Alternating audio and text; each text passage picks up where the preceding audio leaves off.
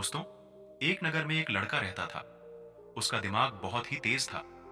उसकी खासियत यह थी कि वह किसी भी चीज को बड़ी जल्दी और आसानी से सीख लेता था। जहां अन्य लोगों को किसी काम को सीखने में कई वर्ष या महीने लगते थे, वहां उसी काम को सीखने के लिए उस व्यक्ति को कुछ ही दिन लगता था। उस व्यक्ति की ख्याति दूर दूर तक फैल गई थी।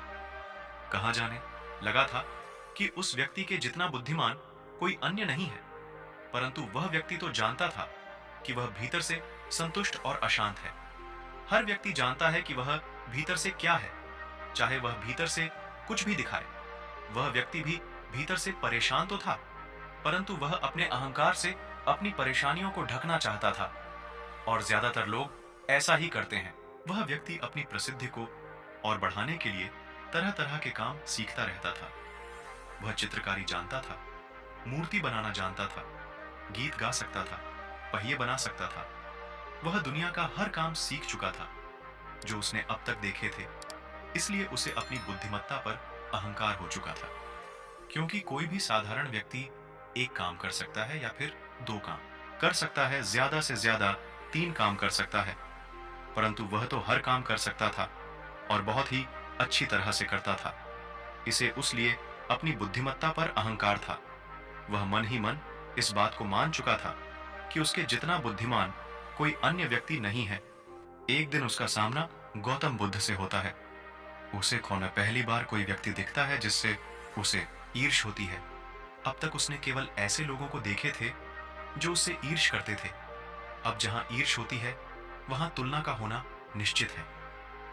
वह व्यक्ति अपनी तुलना बुद्ध के साथ करना शुरू कर देता है। वह देखता है कि बुद्ध के पास बस एक भिक्षा का कटोरा है, परंतु उसके पास धन की कोई कमी नहीं है। बुद्ध के वस्त्र तो साधारण हैं, परंतु उसके वस्त्र कीमती हैं।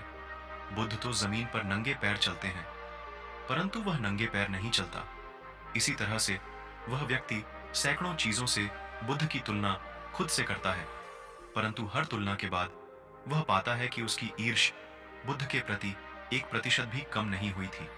वह व्यक्ति मन ही मन सोचता है कि मैं इस भिक्षु से ईर्ष्या क्यों कर रहा हूं, जबकि मेरा जीवन इससे 100 गुना बेहतर है।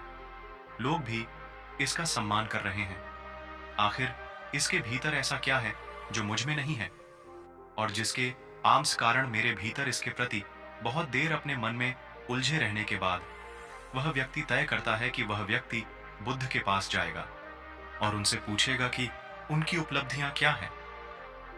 वह व्यक्ति अपने कुछ सेवकों के साथ बुद्ध के पास जाता है और उनसे कहता है कि मैं इस इलाके का सबसे बुद्धिमान और सबसे सुखी व्यक्ति हूं।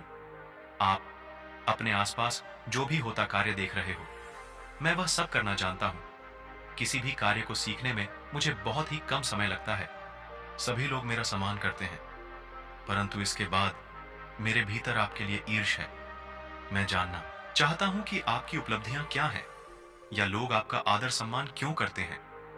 बुद्ध शांत स्वभाव में उस व्यक्ति से कहते हैं, वैसे तो मेरी कोई उपलब्धियां नहीं है, परंतु तुम कह सकते हो कि मेरे पास एक उपलब्धि है। वह व्यक्ति पूछता है, क्या मैं जान सकता हूं? तो बुद्ध कहते हैं, मेरी एक उपलब्धि है कि मैंने सभी उपलब्धियों को छोड़ दिया हूं। वह व्यक्ति आश्चर्य के साथ बुद्ध से पूछता है, मतलब? मैं कुछ समझा नहीं। बुद्ध उस व्यक्ति से कहते हैं, क्या तुम्हें प्रशंसा अच्छी लगती है? वह व्यक्ति कहता है, हाँ, प्रशंसा तो सबको अच्छी लगती है। बुद्ध पूछते हैं, और निंदा? वह व्यक्ति कहता है, भला इस संसार में ऐसा कौन है जिसे निंदा अच्छी लगे? बुद्ध कहते हैं, जो तुम्हें अच्छा लगता है और जो तुम्हें बुरा लगता है, मैं इन दोनों से ऊपर उठ चुका हूं। ना मुझे निंदा सताती है और ना ही प्रशंसा प्रसन्न करती है। बस यही अंतर है तुम में और मुझ में। वह व्यक्ति कहता है, परंतु यह कैसे संभव है? बुद्ध मुस्कुराते हैं और कहते हैं, तुमने सैकड़ों काम सीखे हैं, परंतु एक सबसे जरूरी काम सीखना भूल गए। वह व्यक्ति आश्चर्य से पूछता है, कौन सा काम? बुद्ध कहते हैं, अपने मन को नियमित करना। क्या तुम्हें आता है? बुद्ध की बात सुन वह व्यक्ति समझ जाता है कि ईर्ष्या का यही कारण था। बुद्ध कहते हैं, जिस व्यक्ति ने सारा जगत जीत लिया परंतु अपना मन नहीं जीता, उसने कुछ नहीं जीता। और जिसने अपना मन जीत लिया परंतु सब कुछ गवा दिया।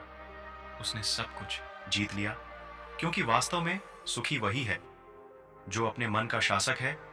बुद्ध के शब्दों को सुन उस व्यक्ति का अहंकार टूटता है और वह बुद्ध से कहता है, क्या आप मुझे अपने मन को जीतना सिखाएंगे? बुद्ध कहते हैं, अवश्य, परंतु मैं तुम्हारी सारी उपलब्धियां छीन लूंगा।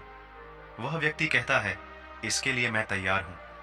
उस दिन से वह व्यक्ति ध्यान करना शुरू कर देता है, क्योंकि ध्यान ही वह तरीका है जिससे हम अपने मन को अपने वश में कर सकते हैं। यदि एक बार हमारा मन हमारे वश में हो जाए, स्थिति में आ जाए, तो फिर ना बाहरी परिस्थितियां और ना ही वातावरण कोई प्रभावित नहीं कर पाएगा और ना ही आंतरिक अशांति होगी। ध्यान के सतत अभ्यास से मन शांत और स्थिर बन जाएगा। मन को स्थिर और शांत करने में ही सारे सुखों का रहस्य छुपा हुआ है। दोस्तों, आपने इस वीडियो से क्या सीखा? मुझे नीचे कमेंट बॉक्स में कमेंट करके जरूर बताएं। अगर आपको यह वीडियो पसंद आए तो इस वीडियो को अपने दोस्त और परिवार के साथ जरूर शेयर करें। दोस्तों, अगर आप चैनल पर नए हैं तो इस चैनल को सब्सक्राइब जरूर करें। दोस्तों, आज के इस वीडियो में इतना ही। मिलते हैं किसी नए वीडियो में किसी नए टॉपिक के साथ। तब तक के धन्यवाद।